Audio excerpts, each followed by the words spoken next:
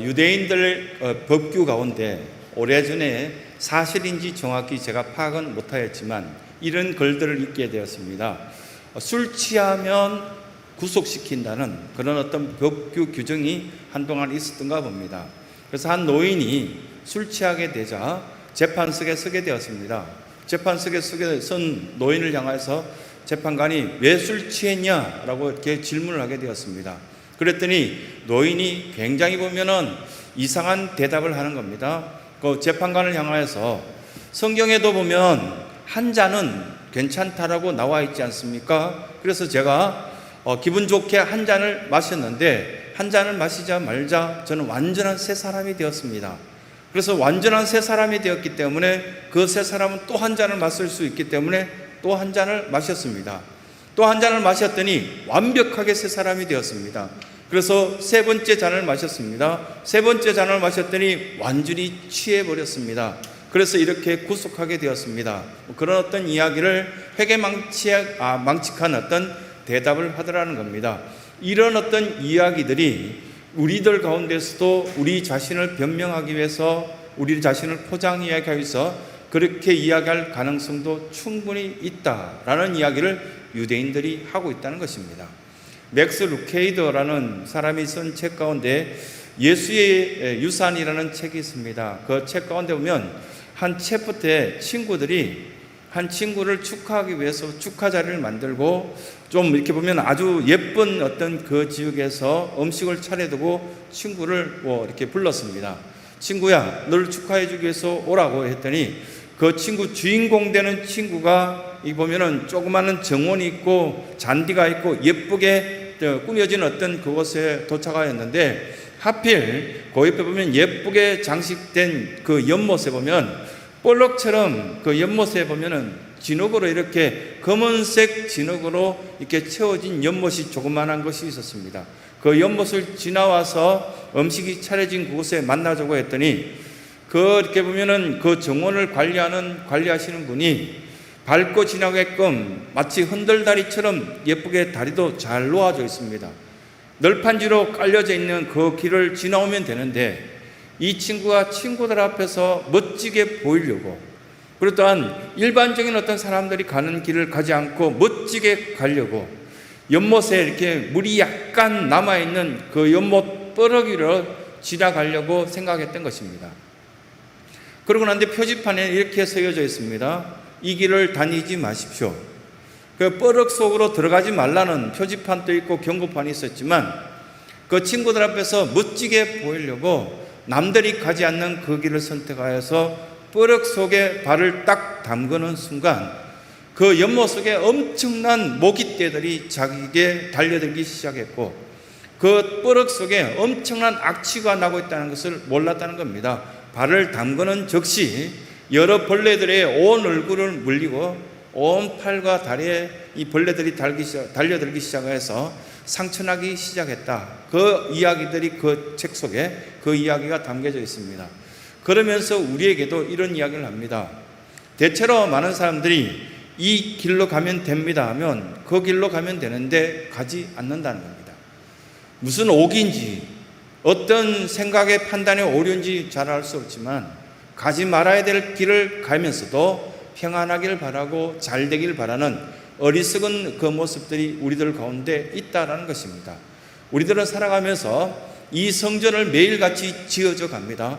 매일같이 성전을 짓습니다. 기도의 성전을 짓고 찬양의 성전을 짓고 하나님과 만나는 다윗의 장막을 우리들도 세워갑니다. 그런데도 이 다윗의 장막을 만들어가는 것을 우리는 때로는 게을리하고 다른 방법이 없나, 다른 길들이 없나라는 그런 어리석은 선택을 할 때가 있다는 사실입니다. 아모스라는 사람은 선지자입니다. 하나님께서 세운 일꾼인데 이 아모스라는 이름 뜻 자체가 짐을 나르다, 그런 어떤 뜻을 갖고 있습니다. C.S. 루이스가 이런 말을 한 적도 있죠.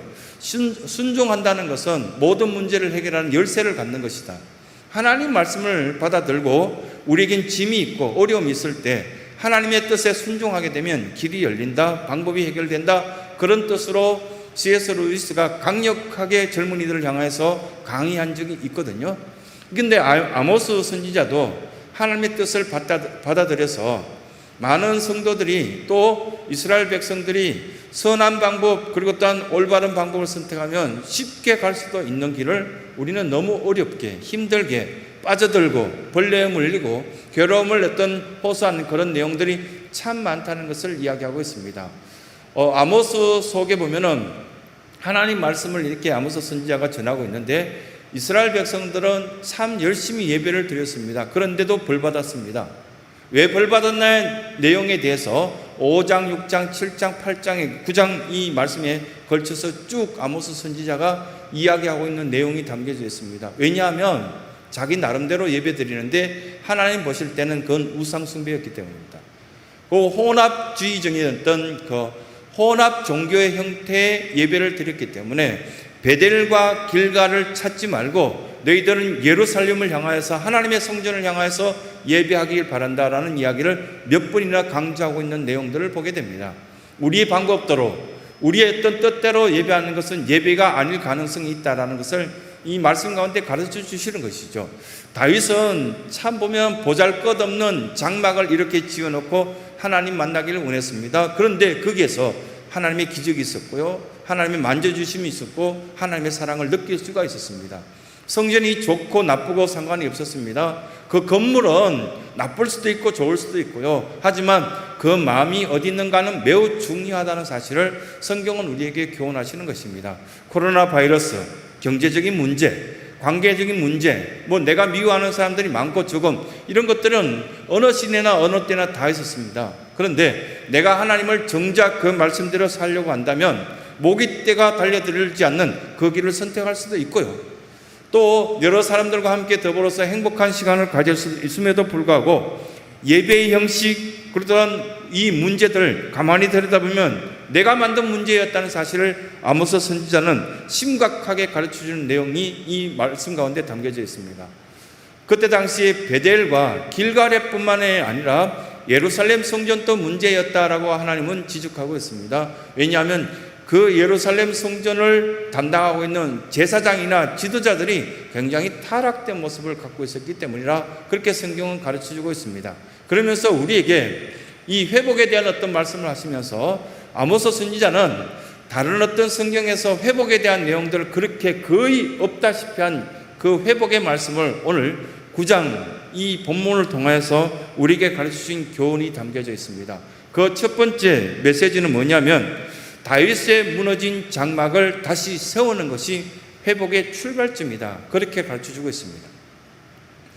우리는 이 한국이라는 땅에서 다윗의 장막이라는 CCM을 함께 들어보신 분들은, 젊은이들은 많이 알 겁니다. 다윗의 장막에서 부르는 그 찬양 속에 무엇을 이야기하고 있는지, 하나님 만나고 싶어 합니다. 하나님을 부르고 싶어 합니다. 또 하나님이 도와주시기를 소원하고 있습니다. 이것이 다윗의 장막에서 나타난 큰 장점이었습니다. 실제 우리들 심령이 보면은 하나님을 갈망하고 하나님을 만나고 싶고 이 다윗의 장막을 지어갔던 모든 심령들을 응답받았던 사실을 우리는 잘 알고 있습니다.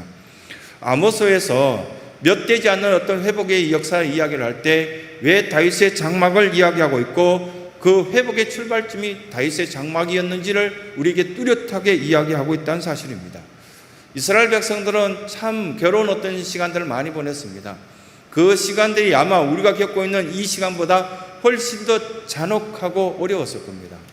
먹을 것이 없어서 배가 굶주리고요, 그렇단 언제 노예로 끌려가서 죽을지 잘 알 수 없었던 그 시간들을 보내면서 아모스 선지자를 통하여서 회복의 역사를 이야기할 때 그 첫 번째 회복의 역사는 다윗의 장막을 다시금 너희들은 회복하였으면 좋겠다, 이 말씀해 주는 것을 보게 됩니다. 러시아가 참 어려웠을 때 그 내용들을 우리는 뉴스로 본 적이 있습니다. 아마도 어르신들은 몇십 년 되지 않았으니까, 몇 년 되지 않았으니까 그 뉴스를 통해서 보게 된 어떤 뉴스의 내용들을 기억할 것입니다. 고르바초프 시대. 그때 저도 이렇게 보면 뚜렷이 그 뉴스의 내용들을 기억하고 있습니다. 수많은 사람들이 보면 빵 한 조각을 사기 위해서 그냥 10m, 20m가 아니라요, 하루 종일 줄 서야만 빵 하나를 구입할 수 있을 정도의 긴 줄을 서 있었던 그 시대. 그런데 그렇게 훌륭했던 고르바초프라는 지도자를 세웠는데 왜 우리는 이렇게 굶주리게 되는가? 아우성친 어떤 그 시간들이 전 세계 뉴스로 나갔습니다. 많은 사람들이 빵을 구입하기 위해서 1시간, 2시간 줄 서서 빵 하나를 구입하는 것은 다반사였습니다. 그래서 막 불만이 일어났습니다. 줄 서 있던 사람이 이렇게 이야기합니다. 내가 지금 줄 서는 것보다도 더 급한 일이 있다고.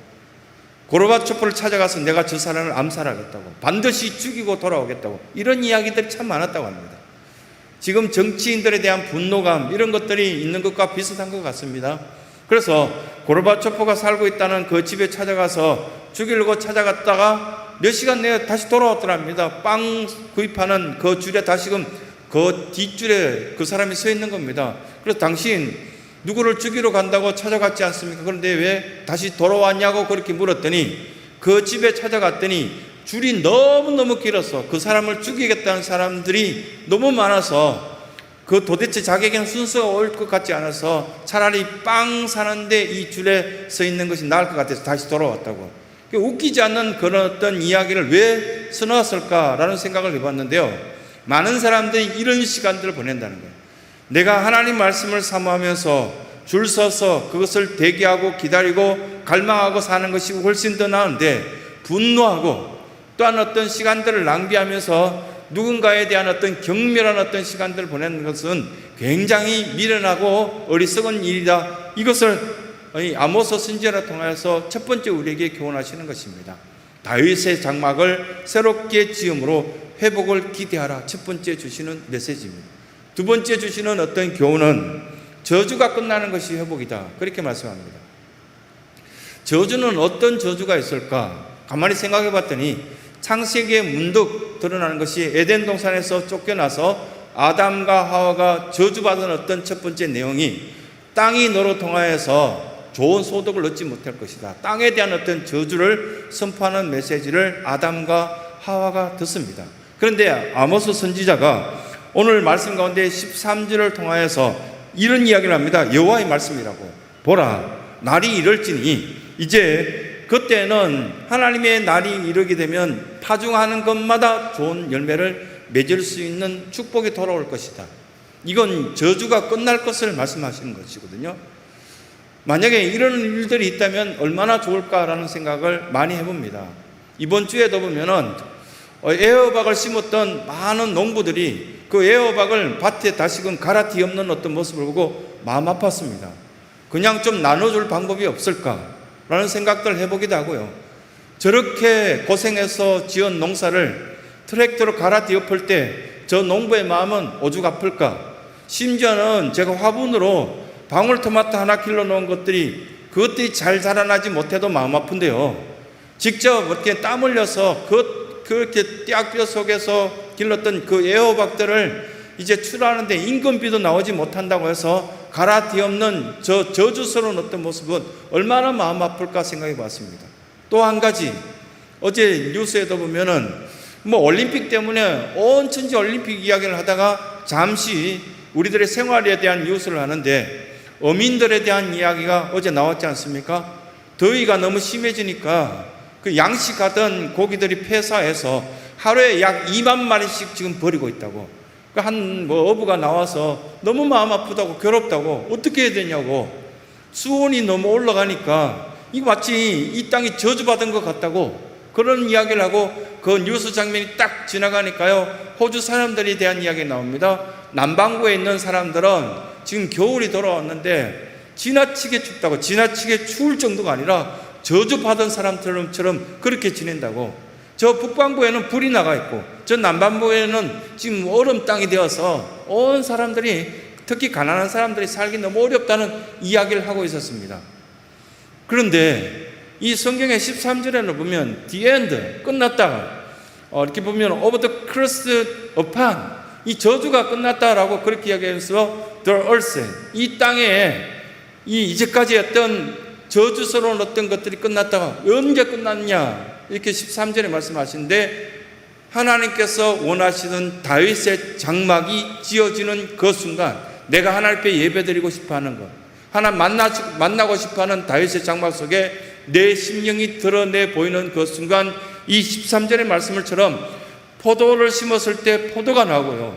과일을 심었을 때 과일이 나고요. 내가 땀 흘린 만큼 소득이 있는 것이 얼마나 복되고 좋으냐 13절에 말씀하고요. 그러고 난데 14절에 뭐라고 이야기했냐면 내가 내 백성 이스라엘에 사로잡힌 것이 돌이키리니 매번 내 자식이 끌려가고 포로되어 가고요. 어느 날 보니까 내 집에 있는 내 사촌들이 다 노예로 팔려갔다. 이런 이야기 듣는 것이 얼마나 저주스러웠습니까? 그런데 아모스 선지자가 이게 회복되어서 다시는 우리 눈앞에는 원수가 없을 것이다. 왜냐하면 하나님이 우리를 지키십니다. 다윗의 장막을 다시 세우는 그 순간 원수가 사라진다. 이 이야기는 정말 복되다라고 저는 제 자신이 스스로 생각하기를 너무 좋은 말씀입니다. 너무 행복한 말씀입니다. 우리 신승의 성도들에게 첫 번째 땀 흘린 만큼 소득이 있었으면 좋겠다. 두 번째는 원수가 없었으면 좋겠다. 끊임없이 미워한다, 상처다, 시기다, 질투다 이것하고 언제 행복하게 사시겠습니까? 그렇게 계속 산다면 우리가 즐거울 것 같습니까? 이겼다고 즐겁겠습니까? 졌다고 즐겁겠습니까?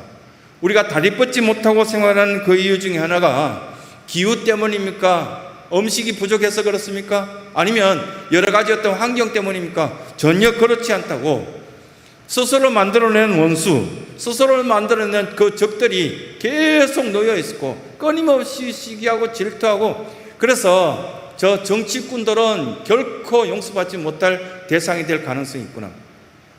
자기 편들끼리도 욕하고요, 비방하고 매일같이 그런 어떤 이상한 이야기를 만들어내는 공장처럼 돌아가고 있지 않습니까?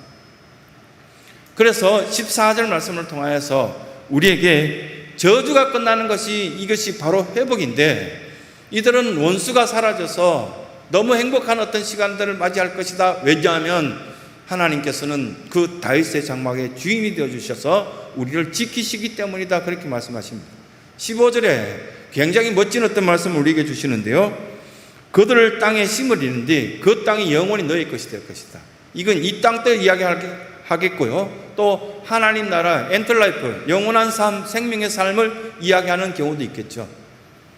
우리들이 영원한 생명을 갖고 있다라고 하신다면 죽음이 오히려 축복이라 하는 수도 있고요. 때로는 하나님께서 나에게 여러 가지 질병이나 고통이 있다 할지라도 내가 이사 가야 될 집, 잘 준비된 집이 있고요. 나는 완벽하게 회복될 것을 말씀한다면 얼마나 행복하냐. 그런 어떤 말씀을 우리에게 15절을 통하여서 주시는 겁니다. 그러면서 1절 시작을 통하여서 볼 때 그 날에 내가 이렇게 이야기합니다. 내가라는 단어를 3번 씁니다. 그러고 난 뒤에 12절 끝부분에 보면 이 일을 행하시는 이는 여호와이시다. 다른 사람을 시켜서 그 사람이 하는 것도 아니고 하나님이 직접 내가 이 일을 할 거다. 내가 이 일을 할 거야. 내가 이 일을 도와줄 거니까 또 염려하지 말라고. 코로나 바이러스 앞으로 마치 독감처럼 영원히 우리와 함께 동행해야 된다고 위드 코비드라고 이렇게 기록되어 있지 않습니까?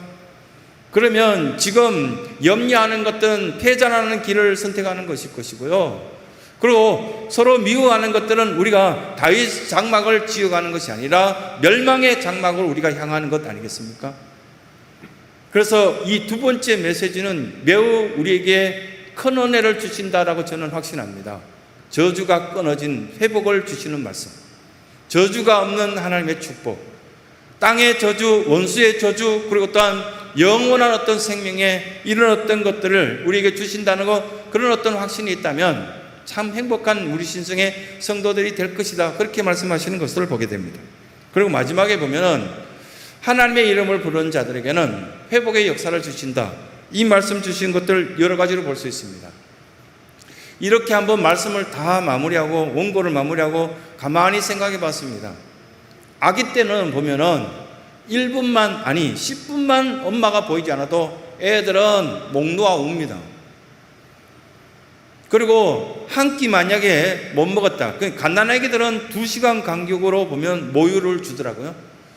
그런데 만약에 2시간, 4시간 아무것도 주지 않으면 애들은 너무 자지러지게 죽을 듯이 웁니다. 엄마 어디냐고. 그러다가 10살 정도 되면 첫 번째 사춘기에 딱 들어가면, 물론 7살 때도 사춘기가 온다고 유아사춘기 이야기하는데요. 한 10살 정도 되면은 정말 못된 이야기, 어디 가서 배우지도 않는 이야기, 사전에도 없는 못된 이야기를 엄마의 마음을 확 뒤집어 놓습니다. 그러다가 중학교 가면은 더 사람 놀랄 만큼 저 자식이 내 자식 맞냐라고 싶을 만큼 그렇게 엄마 없으면 죽을 듯이 목 나올던 애기가 저 애기 맞냐라고 싶을 정도로 그렇게 자라납니다. 그러면은 이제 20세 이상 지나면 저한테 간섭하지 마세요. 그 이야기는 오래전 이야기예요. 엄마 시대 때 맞는 이야기예요. 이렇게 이야기하는 사람이 있다고 합니다. 있다고 하는 것이 아니라 많다고 합니다. 많다고 하는 것이 아니라 이것이 성도들의 생활이 되면 회복은 좀 어렵겠다라는 생각이 들었습니다. 먹고 살기도 힘들고 가난하고 어려웠을 때 우리는 다윗의 장막 속에 사는 것 자체도 행복했습니다. 그냥 천막 속에 텐트 속에서 하나님 만나는 자체도 너무너무 행복했고 성경학교 자체도 너무 좋았습니다. 한 대권 주자가 성경학교 때 자기가 이렇게 사진 찍었던 내용들을 보면서 나도 어릴 땐 교회 다녔네 뭐 그렇게 이야기하는 내용들 신문에 났더라고요. 그때는 너무 행복하고 좋았다고요. 성경학교 자체도 너무 재밌고 행복했다고요. 그대로 크고 그대로 자라야 될 거 아닙니까? 어느 순간 가진 게 생기고 똑똑해지고요. 또 많은 것들을 보면은 누리게 되는 그 순간 왜 하나님을 무시하냐? 이렇게 말했을 때 아모스가 이 백성들을 찾아가서 지금 너희들이 드리는 예배는 마치 우상 숭배하는 것 같다고 마음이 없는데 그냥 시끄럽게 떠들면서 드리는 예배 같다라고 아모스는 첫 번째 지적하고요. 공의를 정의같이 이렇게 보면은 그 말씀들을 쭉 전할 때 이스라엘 백성들은 오늘 있던 우리가 함께 읽었던 11절부터 15절까지 말씀하면서 그 뒤편에 가슴을 치면서 통곡하는 것처럼 보였을 때 다시금 아모스가 뭐라고 이야기하냐면 거짓된 소리를 하지 말라고, 마음에 있는 어떤 예배를 드리고 마음에 있는 사랑을 고백했으면 좋겠다고 그런 어떤 이야기를 드렸을 때 왜 하나님께서는 이런 이야기를 하셨을까? 아모스 5장 4절 6절 8절에 보면 정말 살 길을 원한다면 하나님을 찾아라 그 이야기를 합니다.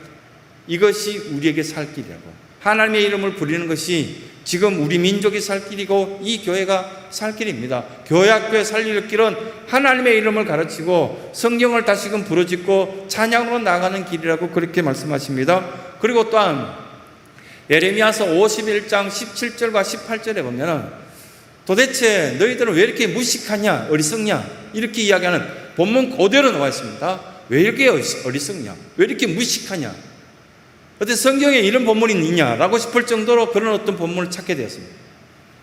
그러고 난 뒤에 검정색으로 우상을 만들어 놓고 거기에 뭐가 있겠다고 거기에 절을 하고 난리를 치고 있느냐, 예레미야가 그들을 향하여서 직선적으로 그들에게 이야기하는 것이 나옵니다. 주식을 따라 살면 행복해지겠습니까? 비트코인을 구입하면 행복해지겠냐? 그 이야기하는 거 아닙니까? 집 한 채 구입했다고 이제는 서울에서 내가 집 한 채 있으니까 나는 평안할 거다라고 생각했는데 누가복음 15장에 어리석은 부자의 비유와 비슷한 내용이 아니겠습니까?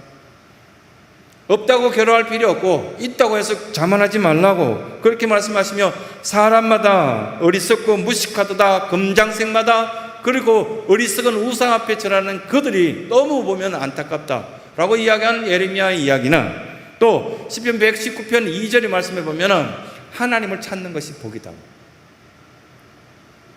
그러면서 이 사랑하는 성도들, 신성의 모든 성도들에게 역대하서 16장 9절에 보면 여호와의 눈은 온 땅을 두루 감찰하시나니 전심으로 자기를 찾는 자들에게 능력을 베푸시나니 이렇게 말씀하신 것을 보게 됩니다. 전심으로 찾으려고 애쓰면 젊은이들이 직장 없겠습니까? 전심으로 찾으면 애쓰면 뭔가 발견하지 않겠습니까? 전심으로 찾는다면 구하고 찾고 두드리게 돼 있겠죠. 발부덩치는 그에게는 하나님께서 길 열어주신다 이렇게 말씀하실 때 대부분 보면 저는 안 될 것 같아요 라는 어떤 이야기를 하고 그리고 저 나름대로 예배 드렸는데요, 나름대로 예배 드린 것이 내가 볼 때는 그거 아니야 라고 하나님은 아모스 선지자를 통해서 나에게 말씀하시고 우리 성도들에게 말씀하시고 왜 그를 말씀하십니까? 다윗의 장막을 지어서 행복했으면 좋겠다, 회복되었으면 좋겠다, 잘 살았으면 좋겠다, 그 말씀하시는 거 아니겠습니까? 또한 말씀은 왜 우리에게 그 말씀을 우리를 두들길까요? 마치 말씀으로 통하여서 이 마음을 아프게 때리는 것 같아요. 말씀으로 통하여서 우리에게 왜 우리를 혼내시는 것 같이 그렇게 말씀하실까요? 나의 나된 것은 오직 하나님의 은혜이기 때문에, 그 이외에는 다른 방법이 없기 때문입니다. 물론 코로나 바이러스가 끝나고 난 뒤면 끝이 없다고 말하니까요, 이제는 그것에 대해서 준비를 해야 되겠죠. 그래서 두려워하는 것으로 끝날 것이 아니라, 두려워하긴 하되 대안으로 내가 하나님의 성전으로 이 다윗의 장막을 다시금 지어가며 이 성전을 어떻게 나아갈까? 전심으로 찾고 찾는 자에게 능력을 베푸시는 그 하나님을 내가 어떻게 만나갈까? 세상이 다 같이 추구하는 비트코인이나 주식이나 땅이나 그 속에 내가 눈을 두고 있다면 또 다른 하나님의 방법을 찾아야 되지 않을까라는 말씀을 우리에게 해주시는 겁니다. 사랑하는 성도 여러분, 회복하는 다윗의 장막이 있다라고 우리에게 뚜렷하게 말씀하시는 이 본문의 말씀이 여러분들의 말씀이 되셔서 한 주간 동안 살아갈 때 또 다른 어떤 다윗의 장막을 조금씩 지어가서 여러분들이 기도하는 그 기도 속에 그 다윗의 장막 속에 임재하신 하나님의 은혜를 느끼시기 바라고, 하나님께서 만져주신 그 은혜로 통하여서 잃어버렸던 믿음, 잃어버렸던 용기가 회복되어서 큰 사랑을 경험하며 하나님과 동행할 수 있는 신생의 모든 성도들의 삶이 되시길 간절히 소원합니다.